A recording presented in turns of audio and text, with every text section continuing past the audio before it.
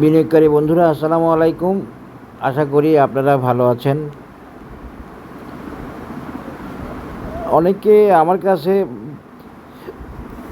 রিলায়েন্স ইন্স্যুরেন্সের আপডেট চাচ্ছে। এখন আপডেট দিতে দিতে তো আমি মোটামুটি অনেকগুলো আপডেট দিছি। রিলায়েন্সের একটা ড্রয়িং কেটে সবগুলা short term long term target দিছি। এরপরও আপডেট চাচ্ছে। তা আসেন একটু আপডেট দেওয়ার চেষ্টা করি। রিলায়েন্স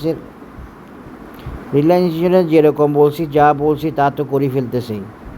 এই যে 112 গেছে গা, যখন অ্যানালিসিস দিয়েছি মনে হয় 62 টাকার সময় না 70 টাকার সময়, খেয়াল নাই ঠিক। তো উঠতে উঠতে উঠতে উঠতে এখন সে 112। তো এই 112-র পরে কী আছে অ্যানালিসিস, এগুলো ভিডিওতে আছে, এগুলো দেওয়া ছিল, দেওয়া আছে। কিন্তু সবাই একটু আপডেট চায়, একটু কিছু বলি, একটু ভালো বলি বা একটু মন্দ বলি, কি বলি বিষয়টা এমন। একটা মতামত চাই বা একটু আশ্বাস চাই, আশ্বস্ত হতে চাই, ব্যাপারটা হলো এমন। তো আসেন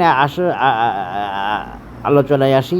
রিলায়েন্স দেখেন, রিলায়েন্স খুব সুন্দরভাবে সেই এই 70 টাকা 72 টাকা নাকি 62 টাকা 64 টাকা দিয়েছে, এখন আর খেয়াল নাই। তো তখন যারা নিছিল অনেকে একটু কষ্টে ছিল। আপনারা কষ্টে তো থাকবেন ভাই, প্রাইস তো সবসময় দৌড়াতে পারে না, প্রাইসকে অনেক কিছু ম্যানেজ করে দৌড়াইতে হয়। এগুলো বুঝতে হবে, এগুলো বুঝে না তো এন্ট্রিগুলো ভুল হয়। আবার এগুলো বুঝলে আপনি এন্ট্রি দিয়ে ওয়েট করতে পারবেন, ওয়েট করতে হয়। তো রিলায়েন্স আপনারা ওয়েট করছেন, আমি বলছি ভালো করবে, একটু অপেক্ষা করেন আর কয়েকদিন। ঠিক সেরকম প্রগতিও ভালো করবে, দেখবেন। এই বেশি সময় নাই আর বাজার ব্যবসা করবে, ইন্স্যুরেন্স দিয়ে ব্যবসা করবে। ইন্স্যুরেন্স বাজারের শত্রু না। আপনারা যারা ইন্স্যুরেন্সকে পেনিক বা পেইন মনে করেন বা রিস্ক মনে করেন, এটা ফুললি রং কনসেপ্ট। যাই হোক, আপনারা যদি টেকনিক্যাল অ্যানালিসিস বুঝেন তাহলে এরকম ইন্স্যুরেন্সকে নেগেটিভ হবেন না। ইন্স্যুরেন্সের পাস্ট প্রাইস দেখেন, পাস্ট প্রাইস আপনাকে বলে দিবে ইন্স্যুরেন্স রিস্কি নাকি রিস্কি না। History repeat itself, trend is friend, এগুলা basic principle of technical analysis. তো সেখানে সব কথা, অনেক কথার আনসার চলে আসে। তো যাই হোক, আমি রিলায়েন্স যখন 70-72-এর সময় সবাইকে আশ্বস্ত করছি 68, এখন মনে হয়েছে 67, 68, 69 লেভেলে, তখন ওরা অপেক্ষা করছে ওনারা। পরে দেখা গেল কি এক টানে 90 চলে আসছে, এখন আবার এক টানে 112। তো রিলায়েন্সের প্যাটার্নে আছে, রিলায়েন্সের পজিশনে আছে, রিলায়েন্সের মোমেন্টামে আছে, রিলায়েন্সের মুভিং অ্যাভারেজে আছে, রিলায়েন্সের ভোলাটিলিটি আছে। এখন রিলায়েন্স একটু কারেকশন হচ্ছে, কারেকশনে আবার উঠার চেষ্টা করতেছে, আবার উঠে আসবে। এমএসিডিতে সাপোর্ট আছে, ডাইভারজেন্স আছে, পজিটিভ ডাইভারজেন্স, নেগেটিভ না। ফিউচার ক্লাউড বুলিশ আছে, গ্রিন আছে, আপ ট্রেন্ড আছে, আপিস আছে, সব কিছুই অলমোস্ট ওকে আপনারা দেখতে পাচ্ছেন। এই অবস্থায় আসলে ওই যে আচ্ছা বুঝতে পারছি এখানে কয়দিন দেরি করতেছে, এই জন্য আপডেটটা চাচ্ছে, আশা করি আপনারা ধরতে পারছেন। এই যে দেখেন এখানে কয়দিন দেরি করতেছে না, 6, 7, 8 দিন। কেন কেন টানা বাড়তে থাকে না? হ্যাঁ, এই জন্য এখানে আর একটু দেরি করতে পারে রিলায়েন্স। একটা স্টেজ থেকে আরেকটা স্টেজে তো আসছে, দেখেন কী সুন্দর মেজারমেন্ট ওয়াইজ উঠতেছে। কিন্তু আপনারা বলবেন যে এই বাজার অ্যানালিসিসে চলে না, তখন কেমন খারাপ লাগে বলেন? কী সুন্দর অ্যানালিসিস মেনে উঠতেছে, মেজারমেন্ট মেনে উঠতেছে। এই যে ফিবোনাসি মেনে উঠতেছে, এখন 112, তখন হচ্ছিল 118। দেখেন, এগুলো তো আমার ইচ্ছার কথা না, আমার মনের কথা না, এগুলো তো মেজারমেন্ট বলবে কথা। এই যে এখানে মেজারমেন্ট মেনে উঠছে, তাহলে এখন যদি আমরা আরেকটা মেজারমেন্ট দিই, রিলায়েন্সের নেক্সট টার্গেট কোথায়, আমি এটা দেখাই দিতে পারি না আপনাদেরকে? পারি। এই যে দেখেন 141 টাকা। Is this possible? হ্যাঁ, ইয়েস, 100% পসিবল, ইনশাল্লাহ। আল্লাহ চাই তো এটাও পসিবল। কীভাবে পসিবল, কেন পসিবল আমি আপনাদেরকে দেখাচ্ছি। আসেন এখন এইটা আগে বুঝে নেন, যে নেক্সট টার্গেট বা নেক্সট রেজিস্ট্যান্স, এটা একটু উঠাই দিই ক্লিয়ারলি বোঝার জন্য। হ্যাঁ, নেক্সট টার্গেট বা নেক্সট রেজিস্ট্যান্স হচ্ছে 140 টাকা বা 41 টাকা। এটা হচ্ছে রিলায়েন্সের নেক্সট টার্গেট বা নেক্সট রেজিস্ট্যান্স। হ্যাঁ, এখন মনে হচ্ছে আপনাদের আপডেট চাওয়ার একটা কারণ আছে। কী কারণ? কারণটা হচ্ছে এখানে বেশ কয়েকদিন সময় নিচ্ছে। এটা নেবে, আরও কয়েকদিনও নিতে পারে, আমি এটা বলে রাখতেছি।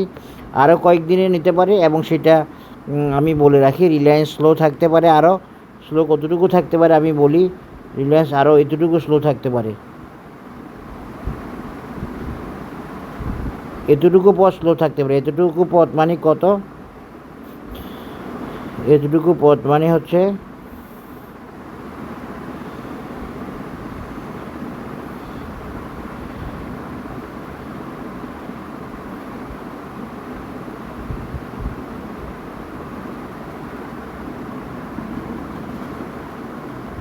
রিলায়েন্স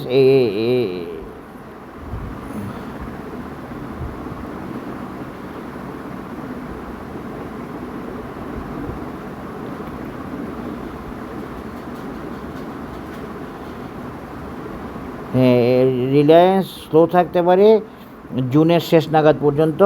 রিলায়েন্স স্লো বা সাইডওয়ে থাকতে পারে, এটা টেকনিক্যাল প্রয়োজনে। বাট অ্যানালিসিস ওকে হবে, অ্যানালিসিস দেওয়া ছিল, টার্গেট দেওয়া ছিল, সেই টার্গেটটা কত? Next target. এরপরে রিলায়েন্স যাওয়ার চেষ্টা করবে কোথায়? আমি আজকে দেখা দিলাম জুনের লাস্ট নাগাদ রিলায়েন্স স্লো থাকার সম্ভাবনা থাকবে। এটা কিন্তু সম্ভাবনার কথা, এটা কিন্তু কনফার্মেশন না। এই 28শে জুন এরকমও হইতে পারে। এরকম লেভেল পর্যন্ত রিলায়েন্স সাইডওয়ে বা কনসলিডেশনে থাকতে পারে। এটা একটা কনসলিডেশন। আর রিলায়েন্স টার্গেট কত হবে? পরবর্তী টার্গেট 141 বা 42, যেটা দেখা যায় এটা 141, 142। এটা আশা করি আপনারা বুঝতে পেরেছেন। এখন আসেন রিলায়েন্সের মূল অ্যানালিসিসে আসি। আজকে থেকে আপনাদেরকে আমি লং টার্ম অ্যানালিসিস দেওয়া শুরু করব, যাতে করে আপনারা ব্যতিব্যস্ত না হন বা অস্থির না হন বা অপেক্ষা করতে পারেন। এই যে দেখেন 140, 141 মিলে গেছে রিলায়েন্সের। এই যে দেখেন 140, 141 টার্গেটটা রিলায়েন্সের ওকে হয়ে গেছে, মিলে গেছে। এই যে দেখেন, এগুলো হলো অ্যানালিসিস, এগুলোই হলো মেজারমেন্ট। টেকনিক্যাল অ্যানালিসিস মানে হচ্ছে মেজারমেন্ট। আপনি মেজারমেন্ট জানেন না, আপনি কি অ্যানালিসিস জানেন? আপনি পেজ একটা নিয়ে বগর করেন, বকবক করেন পাবলিকের সাথে। পাবলিক তো সব কিছু বুঝে না রে, এই জন্য পাবলিকের সাথে এগুলো করেন। এগুলো তো ঠিক না। আপনি প্যাটার্ন দিবেন, পজিশন দিবেন, টার্গেট দিবেন, টাইম দিবেন, পারলে টাইম দিবেন, না পারলে দিবেন না। সেটাই না টেকনিক্যাল অ্যানালিসিস। স্ক্রিন একটা নিয়ে এখান দিয়ে সাপ্লাই, এখান দিয়ে ডিমান্ড। আর আমি সাপ্লাই ডিমান্ড তো আমি পড়াইও না, আমার সিলেবাসে নাই। আমার সাপ্লাই ডিমান্ড আমার হলো অ্যাকুমুলেশন, সাপ্লাই ডিমান্ড হলো অ্যাকুমুলেশন ডিস্ট্রিবিউশন। আর নইলে আমার স্টাডিতে হচ্ছে সাপ্লাই ডিমান্ড, এইসব কথা আমার আমি শেয়ারও করি না। এবং আমার আলোচনায় সাপ্লাই ডিমান্ড হলো কনসলিডেশন। কী জন্য কোথায়, কী জন্য কনসলিডেশন হয়, কী জন্য সাপ্লাই মনে হয়, কী জন্য ডিমান্ড মনে হয়, কারণটা আমার কাছে ক্লিয়ার আলহামদুলিল্লাহ। কারণটাই আমি দেখাই দিই, কারণটাই আমি শিখাই। ওইসব সাপ্লাই ডিমান্ড এগুলো আমার থিওরিতে নাই। আমার থিওরিতে আছে অ্যাকুমুলেশন ডিস্ট্রিবিউশন, এরপরে আছে কনসলিডেশন অথবা টাইম কারেকশান। এগুলো আমার সিলেবাসে আছে, আমার থিওরিতে আছে। তো এগুলো দিয়ে দেখাই দেখি যে ইউটিউব ভর্তি করে অ্যানালিসিস দেয়।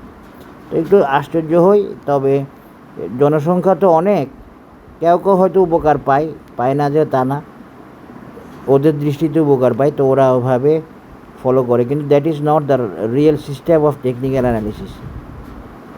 টেকনিক্যাল অ্যানালিসিসে আপনাকে প্রিডিক্ট করতে হবে ইন্ডিকেটর অসিলেটরের ভিত্তিতে। কোনো ইন্ডিকেটর অসিলেটর নাই, কোনো প্রাইস অ্যাকশান দিয়ে কি শুধুমাত্র অ্যানালিসিস দেওয়া যায় না। এবার আপনারা ক্লিয়ারলি পেয়ে গেলেন রিলায়েন্সের একটা টার্গেট বা একটা রেজিস্ট্যান্স, নেক্সট রেজিস্ট্যান্স।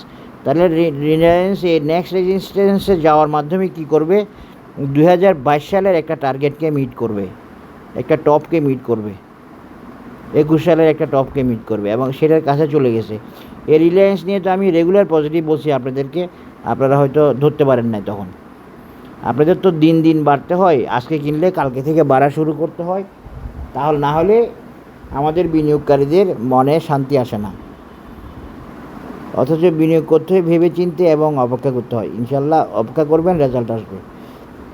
এখন তাহলে কি এটাই কি রিলায়েন্সের মূল টার্গেট বা মূল রেজিস্ট্যান্স? না, রিলায়েন্সের আরও অ্যানালিসিস আছে, আমি সেটা দেখাই দিয়ে আজকে অ্যানালিসিসটা শেষ করব। সেটা হলো এইটা।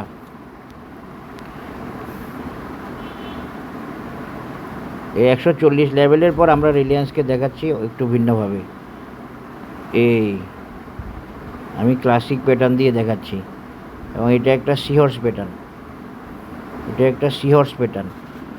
রিলায়েন্সের টার্গেট হবে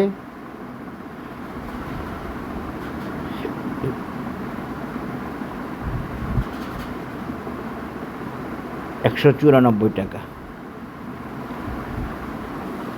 আশা করি দেখতে পেয়েছেন রিলায়েন্সের original analysis long term.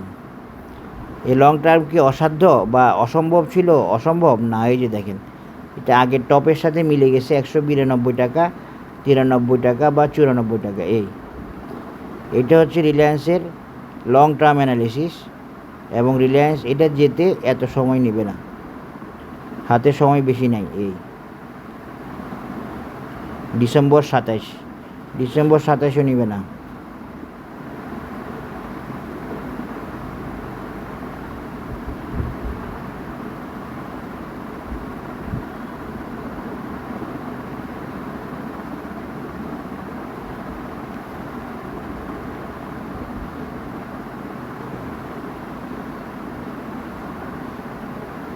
December 26 নিতে পারে বা আর একটু বেশি নিতে পারে, ধরলাম।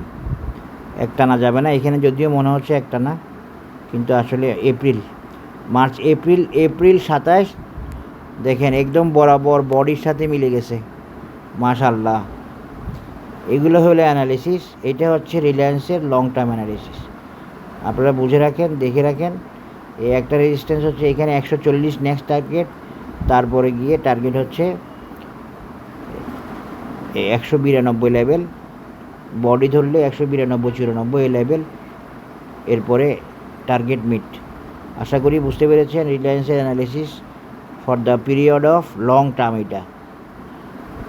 এটা যাইতে যাইতে আগামী এই 200 যেতে যেতে হয়তো আগামী লাগবে, আগামী 27 সালের মার্চ এপ্রিল মাস লাগবে। সবাই ভালো থাকবেন, ধন্যবাদ, আসসালামু আলাইকুম।